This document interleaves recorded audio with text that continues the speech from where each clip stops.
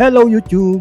Boss Moki here at medyo meron tayong pag-uusapan na medyo ano muna tayo, travel back in time tayo, mga 90s, 80s. So, sinend sa akin ito ni Mr. Ganador eh. Ewan ko kung ano yung video na to. Ang title nito ay ano nga ba? Palatandaan na rich kid ang classmate mo noon, 80s, 90s at early 2000. Ito ay kay Dalton Channel. So, shout out Dalton Channel. Pera muna ng video mo. Tingnan natin. System sa public schools noon ay maayos pa, kaya kadalasan may mga rich kids at middle class ang nakakasama ng mga poor kids. Narito ang kadalasang palatandaan na rich kid ang classmate mo noong 80s, 90s at early Y2K. Number 1. Yes, yung mo, walang backpack problema. may wall clock. Uso dati yan. Kadalasan kapag meron ka, sikat ka. Number 2. Natatandaan niyo yun? Yung may bag na, no? May wall clock sa likod. Ewan ko, pero hindi ko inabot yun.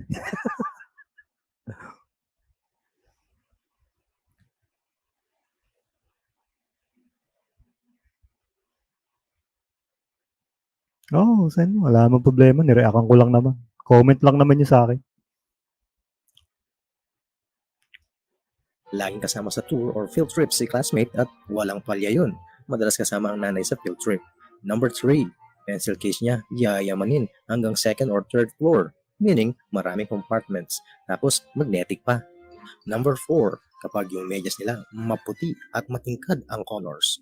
Never nilang naranasan ang may goma sa medyas o kaya mag-rush ng medyas na patuyuin sa electric fan.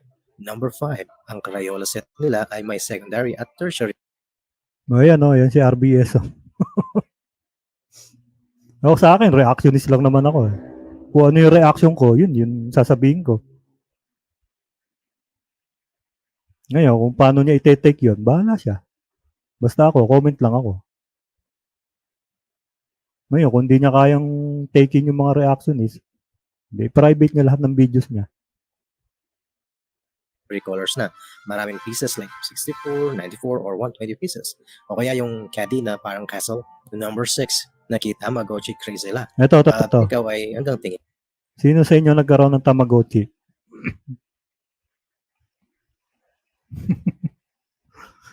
Kinabaliwan to. Yung Tamagotchi na to. Maraming mga bata dito. Kasi ito na yung time na ano eh. Nagkakaroon na ng evolution yung laruan eh. Dati kasi ang laruan yung mga ganun-ganon lang eh. Mga nabibili lang sa ano, text, yan. Ito, medyo nagkakaroon na siya ng digital. Yung Tamagotchi. Ang alam ko sa story ng Tamagotchi, marami pang nalungkot yan na nagpakamatay dahil namatay yung inaalagaan nilang Tamagotchi eh. Craze lang. Number 7, may towel sa likod. Sino nakaranas sa inyo niyan? May towel sa likod. Ako lagi. Kasi lumaki ko sa lola ko eh. May towel, tapos may polvo. Popolvohan muna yan. Tapos lalagyan ng towel. Tapos dala-dala ko yung lunchbox ko. May Milo, tapos tinapay. Puno ng pulbos ang pisngi, leeg at batok. Number 8, tapos may pad collection ng stationery paper, tapos Sanrio ang mini wallet. Ayan o, mga Sanrio. Tapos may mga stationery. May lunchbox ako dati na nung elementary ako. Ang lagi kong baon nun, Milo. Ito, Sanrio. Number 9, maraming friends dahil madalas siyang nanlilibre. Kasi Yan. Ganyan talaga yan eh. Kung sino yung ano, kasi ako kaklase ko nung nasa St. Paul ako. Grade 2 yata ako noon, grade 2 or 3. Kaklase ko yung anak ng mayor sa amin eh.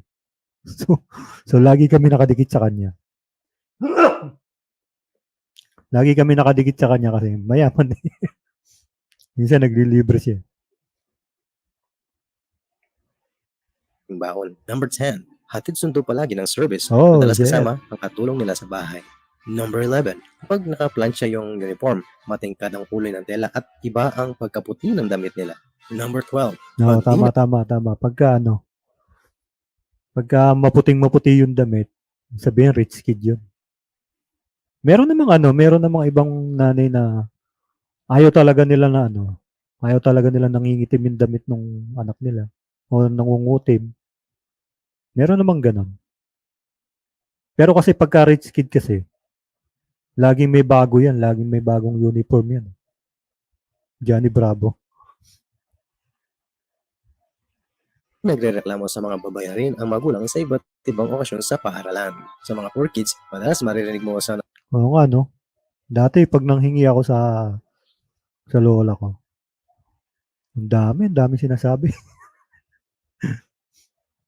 Sabi mo, magbibigay din naman pala. Pero ang dami pa sinasabi. Sa'yo, Sailor Moon. nanay. May babayaran na naman kayo. Ba't di na kayo Yeah, tumigil sa gastos? Number Yan, 13. May mga salita na yon. Kuhang-kuha, ang galing ah. Konyo kung magtagalog, Inglesero palagi. Number 14. Oo nga. Medyo may pagkasosyal eh. Ano yun? Mga feeling, hindi naman lahat. Kasi malalaman mo naman rich kid, ang kaklase mo nun, sa pananamit niya at sa mga gamit niya.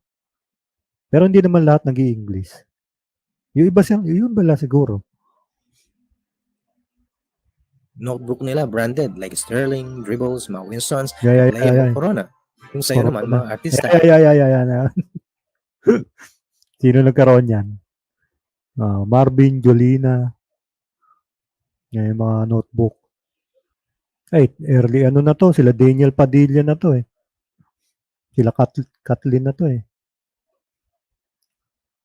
Dati sila Jolina Magdangal, Marvin Agustin, sila Rica Paralejo. Tapos tatanggalin mo yung spring na notebook. Tatahiin mo yun. Yun ang uso nun eh. Ang makikita. Number 15. Naka-LA Gear, Crosby, Mighty Kid na sapatos. Yo, Mighty Kid. Nagkaroon ako niyan. Sikat na sikat dati yan, Mighty Kid. Saka na LA Gear. Naganda dati pag bata, Mighty Kid. May pailaw yung sapatos o kaya naman may gulong na sapatos. Tapos yung mga poor kids naman, nakachinelas at proud na sila sa makapal nilang Rambo. Rambo, Number Rambo. Madalas dati yan eh. Kasi ginagawa namin pang laro yan eh, Rambo. Kaya sumikat ang Rambo no kasi yung tirahan ng tsinelas, tawag sa amin ng payaw eh. Tirahan ng tsinelas. Pakapalan yun eh. Kasi pag makapal ang tsinelas mo, masarap kasi ang parusa no pag natalo ka, tataas mo yung paa mo, tsaka papaluin ng tsinelas. Yung talampakan mo. Yun ang parusa nun eh. Kaya pakapalan ng tsinelas. 16. Madalas bumili ng merienda pero inuutos lang tapos bibigyan yung inutusan. Bigyan mo ako ng ganito, bigyan kita ng dos. Number 17. May dala palaging water jug at ang official nilang brand ay Coleman. Number 18. Yan, tama, Coleman. Yung mga elementary days yan eh. Madalas hotdog, ham, tocino, spam, fried chicken o chicken nuggets ang laman ng kanilang Yan, mga rich kid. Samantalang kami nun, bibili lang kami magbabaon lang kami ng minsan itlog. Tapos may nabibili sa kantin na na sabaw, 5 piso. Yun yung sabaw namin. Gandang lunchbox. Kasama ang orange juice o zester juice. Zesto. Take note, hiwalay ang ulam sa kanin. Ang lunchbox nila ay may disenyo ng Barbie or Little Pony. At para sa mga lalaki, Spider-Man or Transformers. Stainless 3-layer din, makitaan mo sa mga rich kid at may kaya sa buhay. Lalo na ito, number 19, pag palaging nakakubiertos, hindi marunong magkamay. Number 20, kapag ang baon niya ay 20 pesos, 50, 100, 500 pataas. Tapos sanyalis pa na rich, kapag bibili, nabibigla ang tindera at sinasabi niyang, ang laki ng baon mo ha. Kasi buo ang pera niya, di barya gaya ng iba. Number 21, panay donate ng nanay niya sa classroom ng ano-ano kapalit ng grades niya. Madalas ginagawang officers ng PTA ang magulang nila. Laging yan. president, secretary, kalihim, treasurer. Pagka-rich kid ang nanay niyan. Madalas kasi nagdo-donate yung mga yan. especially presidential position. Tapos, tawag niya sa nanay o tatay niya ay mommy or daddy. Mami. Number 22, palaging dinadala siya sa Section 8. Ngayon kasi ano na common na yung mommy and daddy, papa, mama. Na dati, pag tinawag mong mommy, daddy, rich kid ka. Pero kapag kasi mahirap at tinawag mong mommy, magagalit yung nanay mo. Di tayo mayaman. Nanay lang. Kahit di naman matalino. 23, yung mga ibang cartoons or movies na kinukwento nila, di ka makarelate kasi naka-cable pala sila. Yeah. Number Oo nga. 24, kinukwento yung mga pinasyalan nilang lugar na di mo pa napuntahan. At senyales na poor kid ka ay nag-imagine ka na lang sa mga pinuntahan nila. Number 25, kapag black shoes, yung kumikinta, very shiny. Number 26, palagi silang mabango at palaging bagong ligo. Kahit afternoon class, amoy Johnson baby powder. Number 27, mga chichirya nila palagi yung malaking pack Chippy, o mga di mo snack pa ko. natikman noon sa buong pagkabata mo, gaya ng Pringles or picnic. 28, wala silang masyadong alam sa mga binibili mong Oo nga, ito, inuulam to sisling bangus na yan. Oo, nakita, inuulam yan Masarap kaya yan sa kanin. pipisong chichirya. Gaya nito, Sweet nito, corn, nito, favorite at ito. yun. Sweet corn. Sarap yun Pero nakakatawa lang isipin na kahit pala sa junk food, meron ring rich and poor status. Oo. 29. Pag mataray o mayabang, pero iyakin. Madalas rich kid yan. Number 30. Pag sa uniform naman, bago every year. Number 31. Pag ang relo nila ay may ganito. Oh, Yes. yeah. Digital. Pagka nakita mong ganun ng relo ng kaklase mo dati, wow, sosyal. Binili mama mo? Binili mami mo? Oo, nasa abroad siya Watch o kaya may calculator. Manila ay nakasuot ng Baby G. Tapos Yun, sa Baby poor kid G. naman ay Kailan ganito. na lang yun Number 32. May Walkman Walkman. silang dala. At yung CD niya ay original.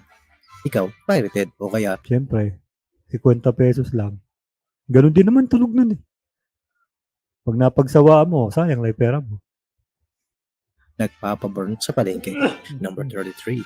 Meron silang collection ng Sanrio World. Tapos, laging nagdadala ang mga batang arcade ng laruan sa school. Gaya nito, o kaya nito. Number 34. Sa balat pa lang, makikita mo na ang difference ng rich kid sa poor kids. Tama. Makikinis at tila di nabibilad sa araw ang balat. Babad sa aircon. Poor kid, ayan. Pero merong ibang... Hindi, wag na. Meron ring rich kid na choco yung batok. Oo. Dahil mataas yung sugar nila dahil sa ganas siya sa pagkain. Number 35. Kapag may liquid paper na May ganito liquid at paper. mabango yung eraser na amoy bubble gum. Number 36. Pretzel. Pretzels, Oreo, Ano yan? Dipsy yung dati. Dipsy. Masarap yun, Dipsy.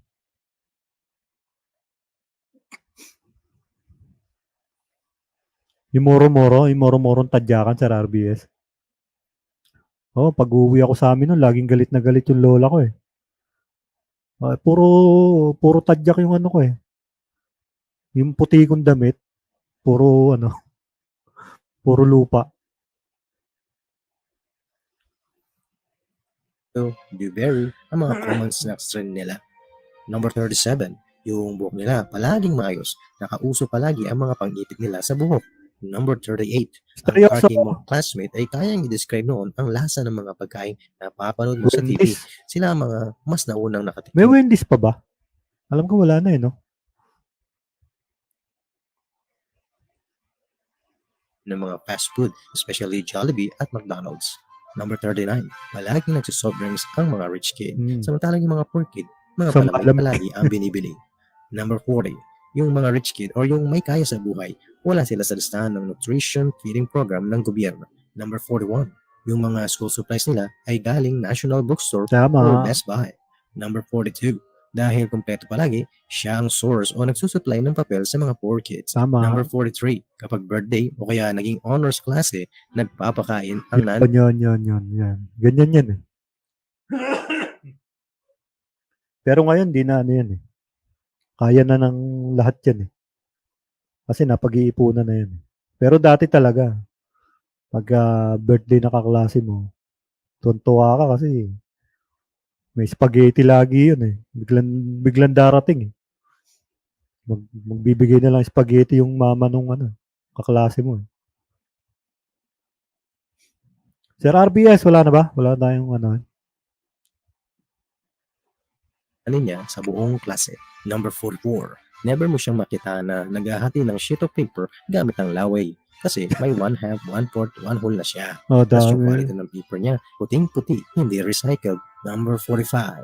Laging DNG, piniflex ang brand ng brief niya sa mga kaklase tulad ng Carter, Warren, Jockey, Protoplumes, or Haynes. Number 46. Kapag pinapaupo ka ni ma'am sa tabi ng electric fan. Number 47. Naka-brief game. Trace, brick game. Sosyal. Pag meron ka nito dati, sosyaling ka na. O kaya Game Watch. Number 48.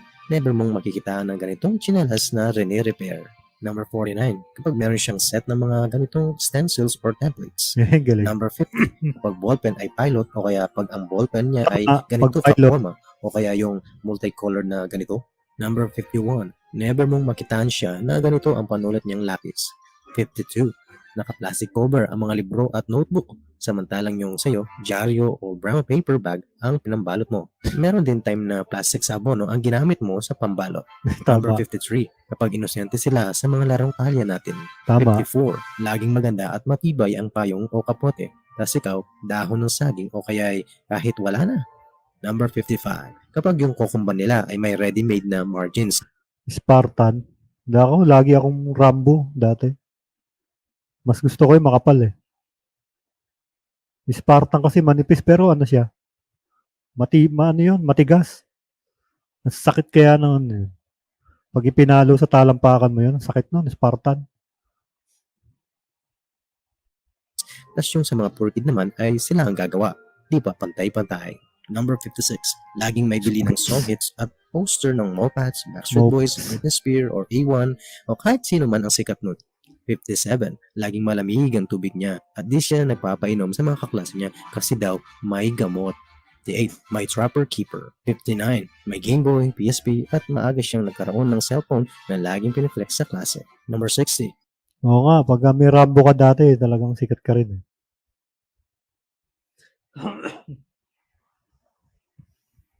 Medyo mahal din kasi Rambo dati. Nasa yata yan, 150 or 200. Basta mga ganong range. Mahal pa yun dati. Yung ganong presyo. Sharpener niya built din sa pencil case or pag ganitong klase na. Tapos yung sa'yo, ganito. Or gamit mo lang ay kutsilyo sa bahay. 61. Palaging may nilalagay na pagkain sa table ng teacher. 62. Kapag may lace ang medyas niya. Number 63. Kapag payat at may kuto, di rich kid yun. 64. Di uso ang recycled na gamit gaya ng uniform o bag. Di uso sa kanila kasi ang mana-mana. 65. Pag lagi siyang sinasama sa mga pa-contest gaya ng Mr. or Mrs. Nutrition Month, intrams at iba pang school pageantry. 66. Yeah. Sila yung mga di pinaparusahan ni teacher. No, Sila kasi ano eh. Hindi talaga pinaparusahan yung mga yan. Kung hindi mag-donate si mother. Di ba?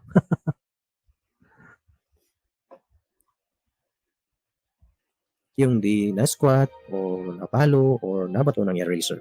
In short, sila yung laging may immunity kay teacher. 67. Paborito rin nilang baon na inumin ay Chucky o kaya Yakult. Number 68. Mga school supply nila ay may nakasulat na complete name at kuminsan with complete address. 69. Nagbibigay ng cake. Oo, tama. Nutrition man, pero ang papakain sa atin, noodles. Pero sa amin kasi araw-araw may nabibili kaming trigo. Naabutan niyo ba yun, trigo? Masarap din yun eh. 5 piso yung gano'n ka Pinapakain sa mga public school dati yun eh. So, tuwing alas 3, pinapakain sa mga yun eh. Kaya lang, 5 piso yun eh. Tuwing Teacher's Day o kaya birthday ni teacher. 70. Laging yak at iyo ang sabi. 71. Naka-brace or dental retainer. Kumbaga, nakabakod ang ngipin.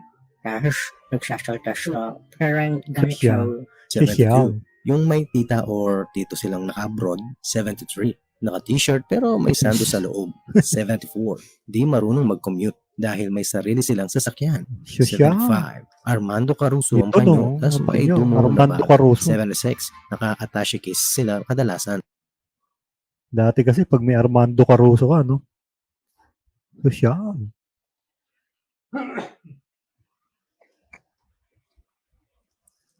Bigating ka pag naka-Armando Caruso ka.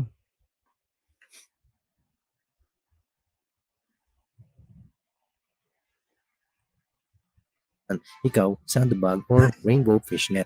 77. Meron na siya agad ng printed name tag sa first day of school. 78. Kung ikaw na poor kid ay napatay na, sila madalas napapatay sa salawal. Yeah. Iba ang itsura ng kanilang pupo sa pupo mo. Ano pagkakaiba nun? Hindi siguro. Parehas lang yun.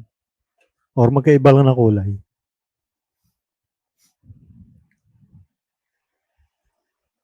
Ew. Ew. 79. Palaging lagpas sa pinag-usapang presyo ng regalo tuwing Christmas exchange gift. Oo nga. Napapansin nyo yun?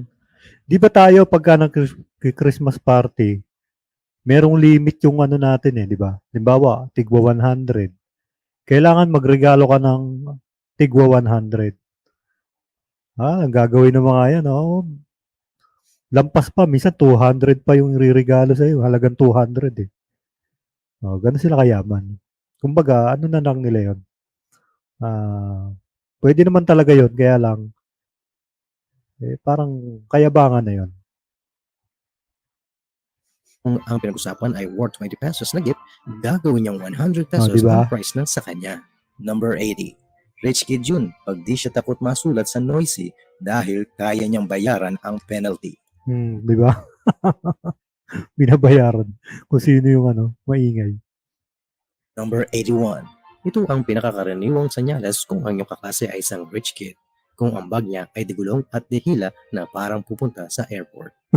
Oo nga. Ano my friend? Pareho ba tayo ng palatandaan? O ikaw mismo yung rich kid noon? Swerte ng mga kabataan ngayon, no? Halos experience na nila ang buhay rich kid Oo ngayon. nga. Bueno, hope you like this video. Kung Ang galing So yun, nag-travel back in time tayo. So naalala lang naman natin yung mga kabataan natin ng 80s, 90s at saka early 2000. So konting time travel lang. Maiba lang. So salamat sa video ni Dalton Channel. So sana wag mo ako strike. Good vibes lang naman pala tong video na to. Mga lang siya. So hanggang doon na lang. Maraming salamat. Bye-bye.